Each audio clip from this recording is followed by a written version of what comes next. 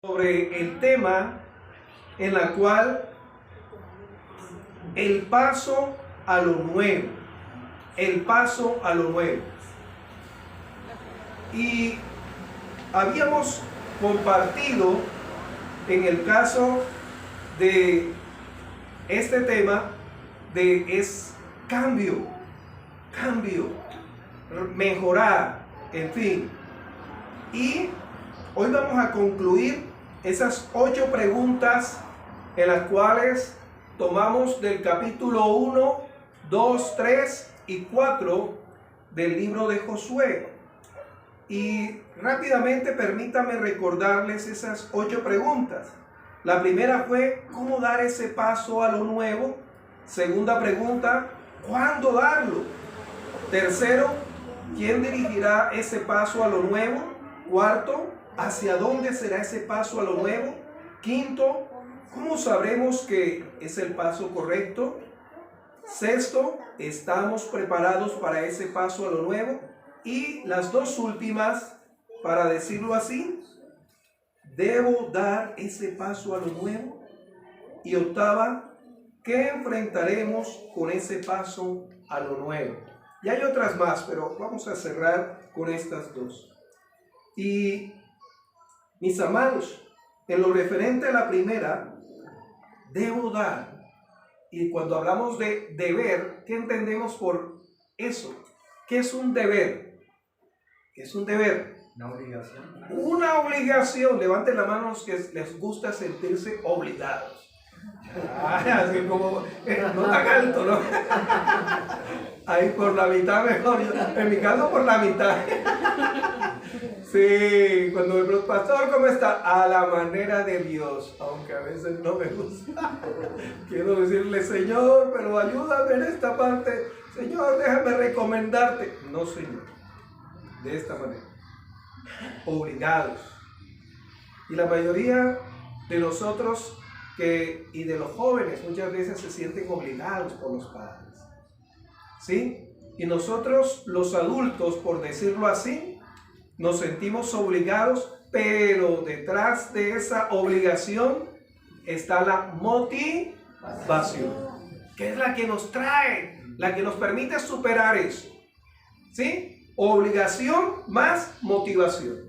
Pero cuando se hace solamente por obligación, usted lo hace como, ay, otra vez me toca, ay, ¿por qué no va otro? ¿Por qué no lo hace otro?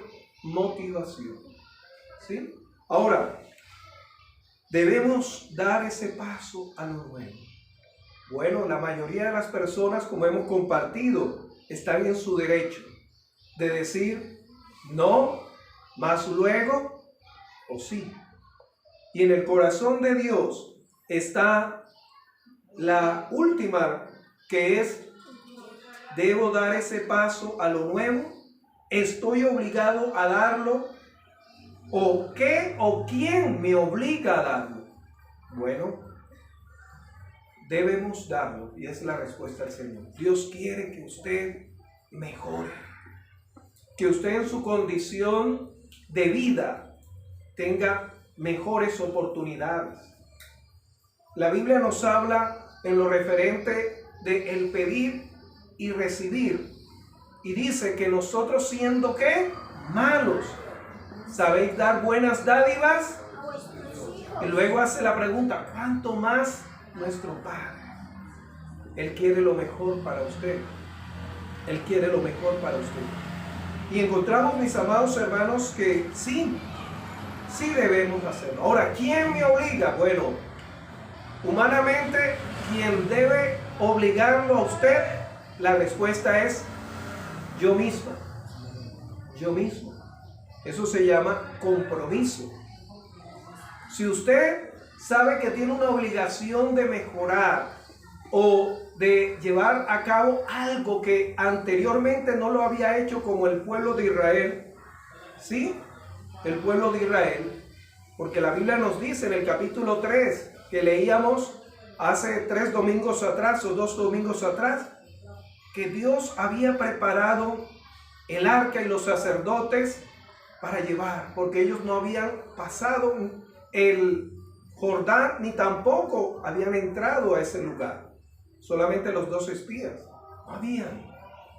Y muchas veces enfrentar lo nuevo, por ejemplo, nosotros cuando estamos estudiando, ser promovido de un grado de 6º a 7º, del primer semestre universitario al segundo, y los que ya se gradúan o están para graduarse están a la expectativa de la empleabilidad, de que si esa carrera o ese oficio tiene realmente demanda laboral, o empezar esa vida en común con esa persona no va a ser más adelante una equivocación por una decisión precipitada y luego llegue entre comillas, es decir, aparentemente esa persona que usted en su mente o tenía ese imaginario, ese hombre o esa mujer ideal, y mire a esa persona con la cual se casó y diga usted: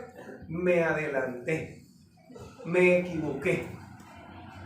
Y muchas veces pasa eso y da lugar a la infidelidad, y da lugar a la duda, y da lugar a muchas cosas. Vamos rápido. Entonces, ¿qué nos debe obligar? Primeramente, humanamente, usted, el deber por el deber se llama eso. El deber por el deber. Usted misma, usted mismo debe asumir eso, decir: sí, Dios, voy a hacerlo. He orado, tú quieres que amplíe mi campo de estudio de la palabra, que no me quede solamente leyendo los salmos, sino que lea de manera muy sistemática, toda la Biblia, leerla, y de manera en la cual yo me pregunte: ¿qué me dice el Señor? ¿Qué me enseña? ¿Qué me está hablando Dios a mí? ¿Y a quién puedo compartir? Encontramos frente a eso, mis amados hermanos, ese deber. Pero bíblicamente, aparte del humano, está Dios. Dios quiere que usted dé esos pasos. Ahora, ¿de qué manera podemos encontrar? Mire que la palabra dice mandar, y mandó Dios, y mandó. Vamos rápidamente al capítulo 1 de Josué. En el capítulo 1 de Josué y hasta el capítulo 4 encontramos en diferentes pasajes del libro de Josué y en diferentes partes de la Biblia, en la cual nos dice, permítame, en el versículo 9 y luego el 10 dice: mira que si tú quieres, mando. Mira que tienes una obligación. Dios quiere que usted asuma esos cambios. Luego el versículo 10, y Josué, ¿qué hizo? Mandó. La palabra mandó nuevamente en el versículo 10 del capítulo 1. Luego en el versículo 13 dice: acordaos de la palabra de Moisés, siervo de Jehová. ¿Qué? Os mandó. Cuando éramos niños o niñas, no nos gustaba que nos mandara. Y ahorita vamos a aclarar qué es mandar por parte de Dios. ¿Qué es mandar? Y esa cara que poníamos muchas veces va a cambiar en una sonrisa. Vamos a ver. Encontramos, mis amados hermanos, también en el capítulo 18, en el versículo 18, del capítulo 1 dice: y cualquiera que fuera rebelde a tu mandamiento. Nuevamente nos habla ahí. Y luego encontramos en el capítulo 3, versículo 3, que dice: y mandaron al pueblo. Mandar. Luego en el versículo 8 del capítulo 3 dice la palabra de Dios: tú pues mandarás a los sacerdotes. Mandar. Y luego encontramos también en el versículo 13 que nos habla también de mandar. Ahora, ¿qué es mandar en el sentido bíblico, escritural. Déjeme aclararle lo siguiente. Mandar no es solamente dar órdenes. Es decir, no es solamente poner en orden. ¿Sí? Vea, usted haga esto. Vea usted esto y aquello. No es solamente eso. Pero en nuestra condición humana es como se ha optado. Y muchas veces le decimos a nuestra esposa, a ver, no me mandes. A nosotros los hombres no nos gusta que nos manden. Eso está como en el diseño, ¿no? En el diseño. Y más con nuestra condición caída, ¿no? No nos gusta que nuestra esposa o una mujer nos mande. ¿Ah? Y no es solamente poner en orden, hermano, sino es enseñar. Escuche, enseñar, señalar, guiar. También es, escuche, es el dar el paso a paso a lo que hay que hacer. Es decir, no es solamente levante esa silla, no, eso es solamente ordenar, ¿sí? Es, venga, va usted, venga, esta es la silla, la va a coger así, la va a trasladar acá, eso, el paso a paso. Por eso muchas veces no nos gusta que nos manden, porque no tenemos claro, sí, usted dijo esto, pero ¿cómo lo hago? ¿Cómo lo hago? Y quedamos como el paso a paso, el enseñar. Y enseñar es un recorrido y tiene que ver con la palabra que es educar. Educar es una tarea para siempre. Es un aprendizaje continuo. Y aquí usted no puede decir, es que a mí nadie me tiene que enseñar porque yo he leído más que... No. Usted puede ser inteligente académicamente, pero espiritualmente ser un analfabeta. Y cuando hablo espiritualmente es que usted no tiene claro hacia dónde va su vida y su eternidad no la tiene todavía, sino está siendo dirigido por Dios y por su palabra y por mujeres y hombres que le hablan de Dios y están metidos con Dios para enseñarle, instruirle, guiarle. Entonces encontramos que mandar no es solamente poner en orden, no es solamente como tal, es enseñar. Qué tarea, ¿no? Y por eso usted va a encontrar en cada uno de esos pasajes en la cual dice, y mandó, cómo Dios empieza a explicarle a Josué. Y cómo Josué le explica a los oficiales y cómo los oficiales le explican al pueblo y así sucesivamente. ¿Cuánto nos falta a nosotros aprender de la parte espiritual de dar orden y de mandar? Muchas veces le decimos a nuestro hijo, a ver, quédate quieto. Oiga, eso es como jugar al congelado, ¿no es así? ¿Sí? Quédate quieto. Como jugar al congelado. No, ahí le estás dando, tienes que decir, a ver, hijo, siéntate, ven, ponte a leer, ponte, porque estás ahí, puedes tumbar esto, puedes tumbar. Tiene sentido lo que les estoy compartiendo, amados. Y por eso usted como hijo o hija de Dios, como el pueblo de Israel, dice la escritura, usted lo puede leer, capítulo 1 hasta el capítulo 4, que el pueblo ¿qué? Obedecía. En pocas palabras, masticadito pasa mejor. Pero a veces nos toca pasar unas pastillas, ¿no? Así que le echamos agua y sentimos el maltrato. Pero con Dios no es así, amados.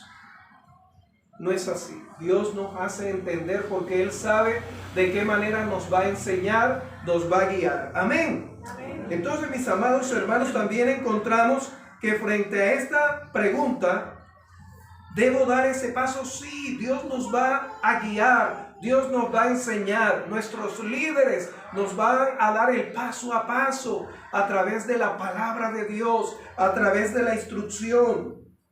¿Sí? Pero también Dios pone facilitadores. Facilitadores. Ahora la pregunta ¿es usted un facilitador en las manos de Dios? Porque Dios siempre va a poner facilitadores a favor suyo. Facilitadores. ¿Qué nos dice la Escritura? Por el cual usted debe, porque usted debe ser un facilitador, pero también va a rodearlo de personas que le ayuden, le apoyen para cumplir los propósitos de Dios en su vida. Amén. ¿Dónde dice eso en la palabra de Dios? Vamos al capítulo 3 del libro de Josué, capítulo 3, versículo 8, nos dice de la siguiente manera: tú pues mandarás a quienes que llevan el arca del pacto, diciendo: cuando hayáis entrado hasta el borde del agua del Jordán, pararéis ¿en dónde? En el Jordán. Ellos, los sacerdotes que llevaban el arca, debían llevarla, introducir y quedarse en el centro. Y ya estaba dividido el Jordán.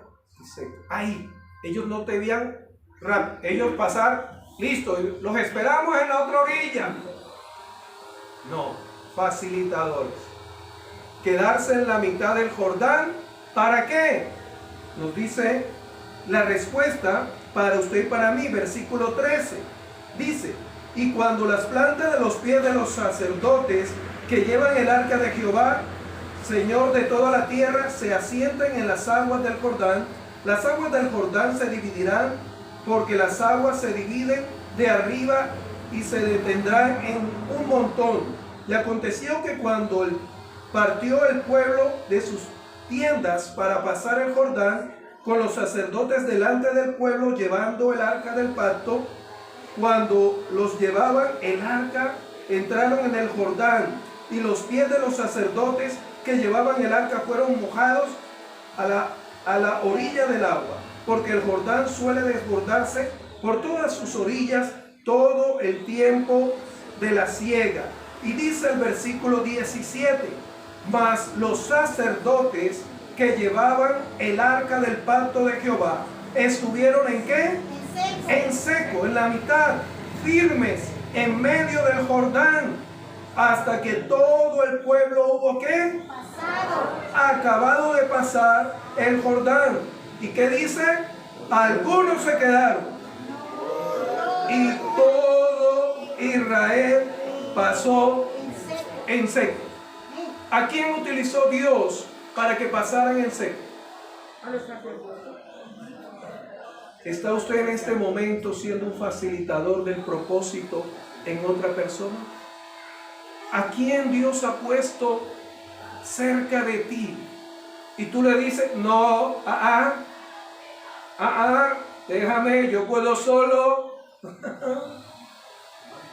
Que Dios te abra los ojos espirituales para ver esa cantidad de personas que Dios ha puesto y que tú te has quedado de este lado del Jordán y están esperando ahí para que usted pase, para que usted dé ese paso a lo que Dios tiene para usted.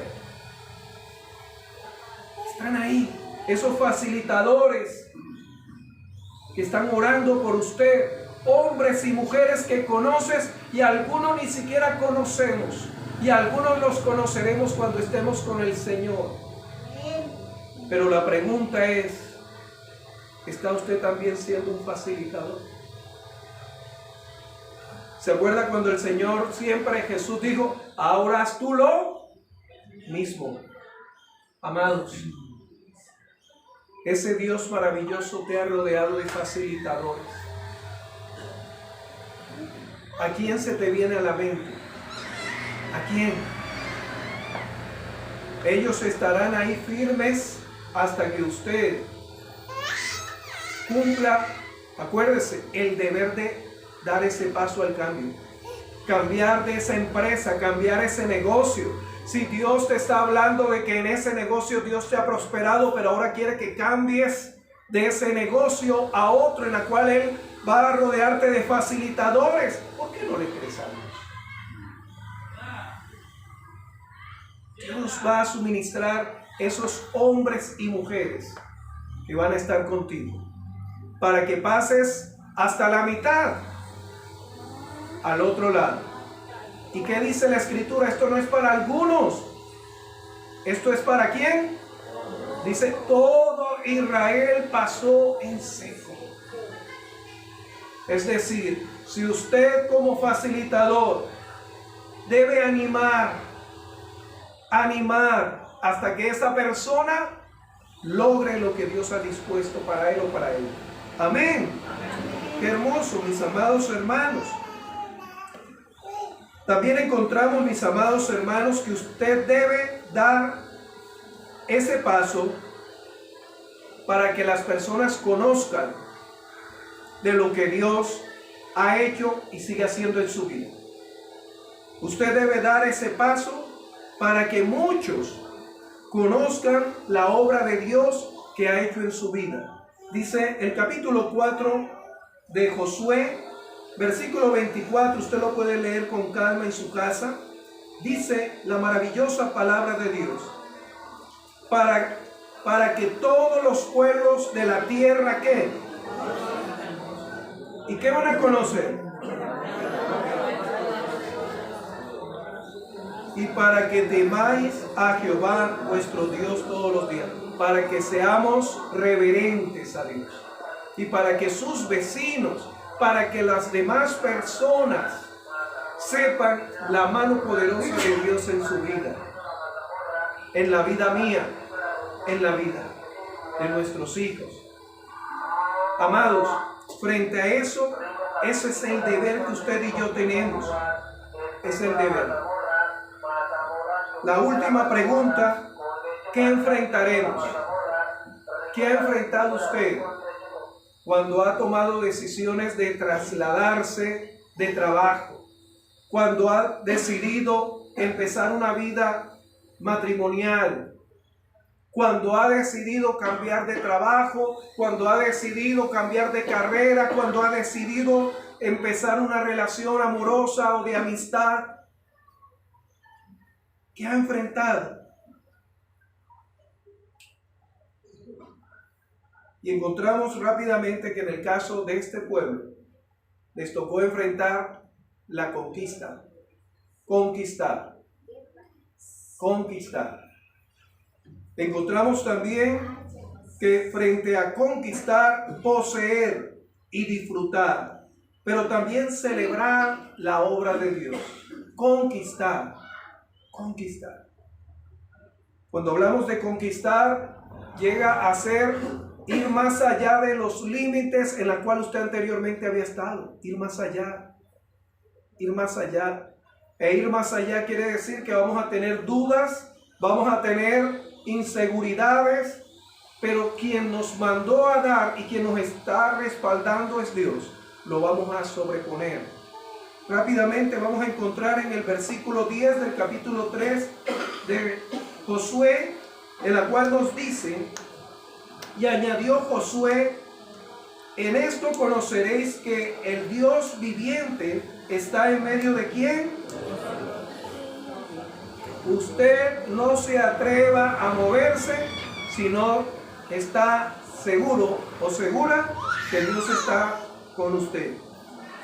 Y dice: y que Él, ¿quién? Dios, echará delante de vosotros al cananeo, al eteo, al heveo. Estamos hablando aquí del pueblo de Israel. Al fereceo, al gergeseo, al amorreo y al jebuseo. Ahora, Dios no nos dice, ¿sí?, lo que muchos le dicen. Me hago entender. Le van a decir muchos: no, sea optimista. No, esto no es actitud positiva. Vas a tener dificultad. Esto no es que ahora eres hijo de Dios y vas a tener una tarjeta de crédito Gold, Master. Sí, usted lo puede tener si está en los planes de Dios. Porque Dios conoce su corazón, que no se va a llenar de avaricia ni de codicia. Pero en aquel hermano, aquella hermana que su corazón es inclinado a eso, Dios le va a dar lo necesario. Y ese es un mensaje que no les gusta a muchos.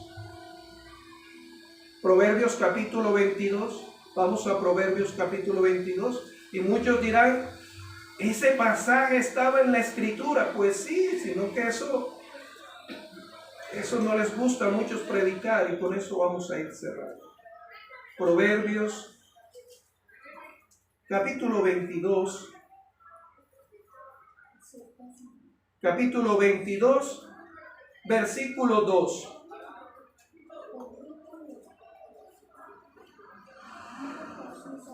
Porque a algunos les gusta solamente el capítulo 22, versículo 4. Dice así la palabra de Dios de Proverbios capítulo 22, versículo 2. ¿Qué dice?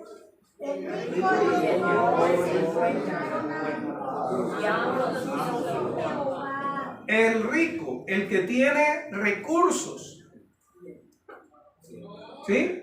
Mire que no estoy hablando de dinero, recursos. Recursos. Y luego dice, y el pobre, el que tiene lo necesario. Cuando habla de pobre, no habla ahí de menesteroso, del que está ahí desprovisto, no. El que tiene lo necesario. ¿Qué dice la Escritura? Se encuentran, y ambos los hizo ¿quién? Amados, Dios sabe lo que hay en tu corazón. Si eres una persona que Dios le puede confiar lo que es de Él, no tuyo, no es mío. Recursos, es porque tú no vas a poner el amor en los recursos. No vas a ponerlo.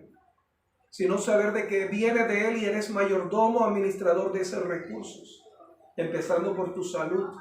¿De qué te sirve tener recursos y no tener salud?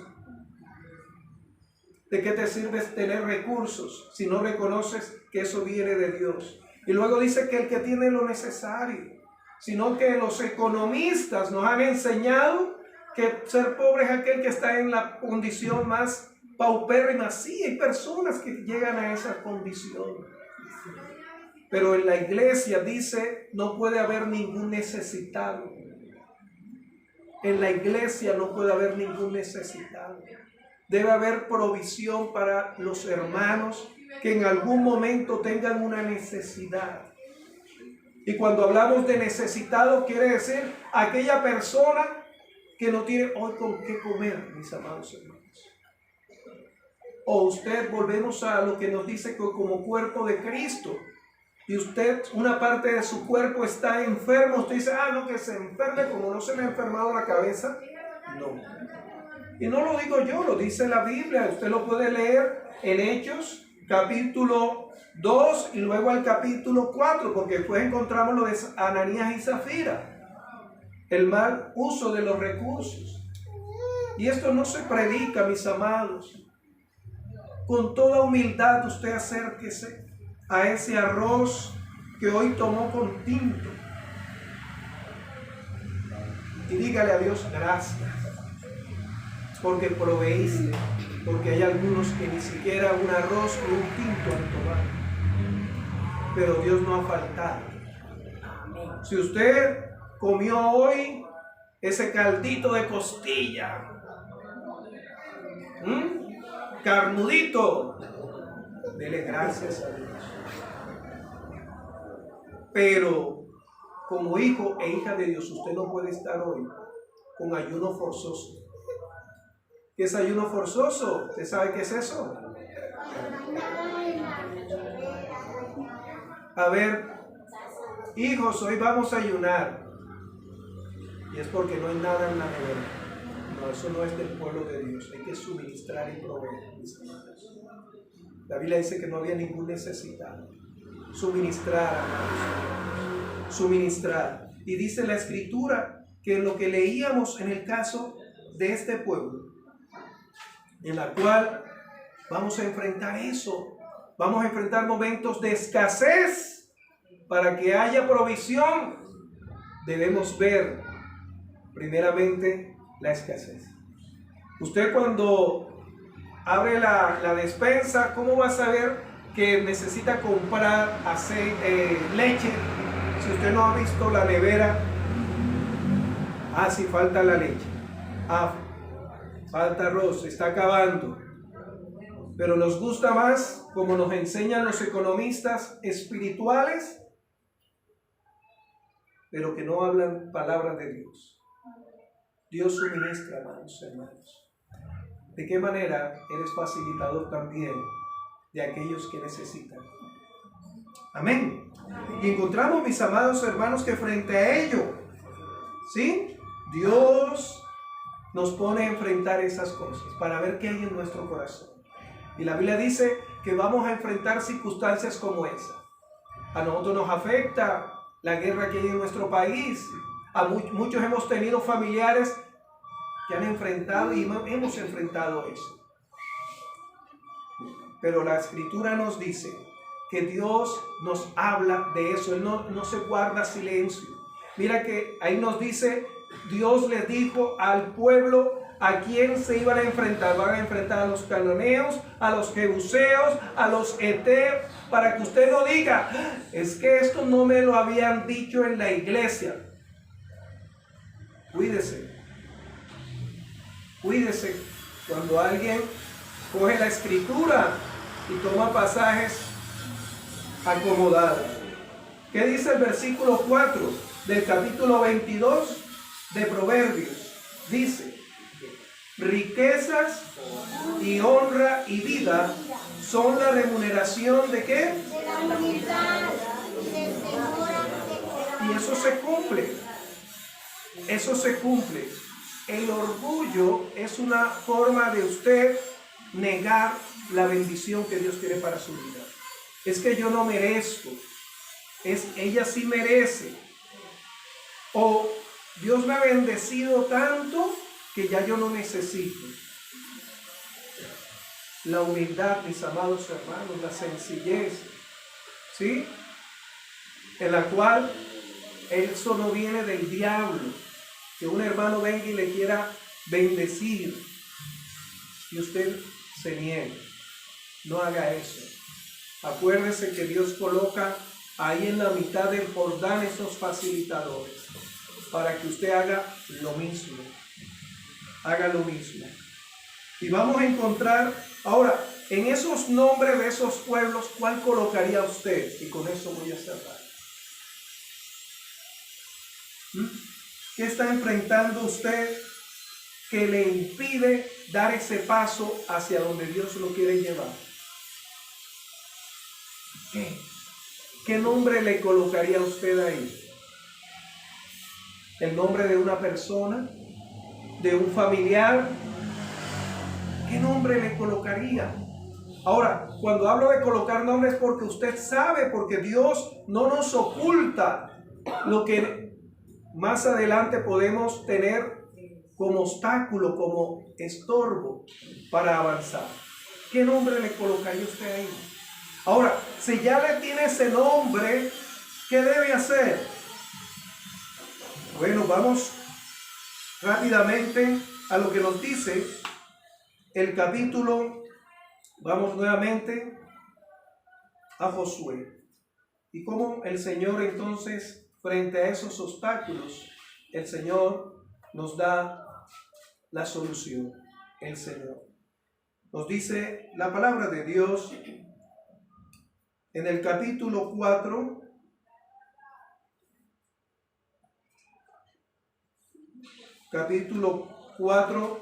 de Josué. Permítame leer para usted y con eso estaremos concluyendo, recordando lo que el Señor nos ha invitado a caminar. Capítulo 4 de Josué, versículo 1 al 7 dice: cuando toda la gente hubo ¿qué? Acabado de pasar el Jordán. Diga, yo estoy ahí. De los que no me quedaron atrás, ni en la mitad, sino ya pasé. Y voy a pasar.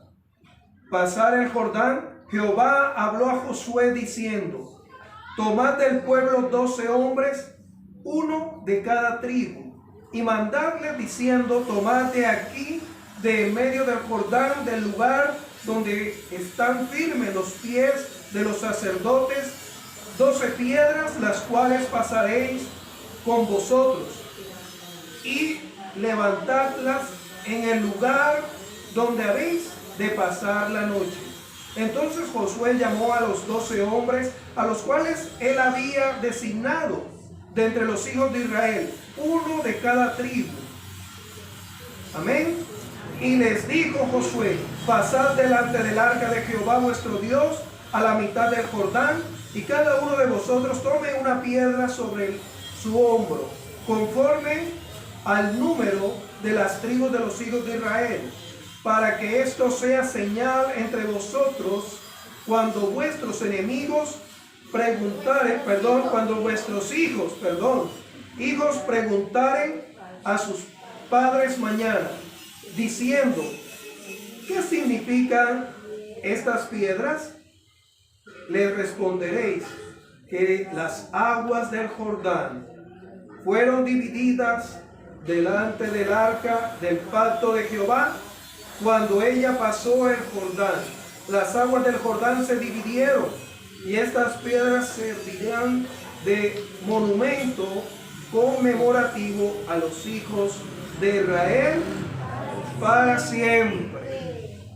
Amados, este obstáculo, este impedimento va a ser de testimonio de que Dios te ha permitido y te permitirá sobrepasar, avanzar, no quedarte ahí. Si yo hubiera, es que yo debí, no hice, porque Dios está en medio de usted.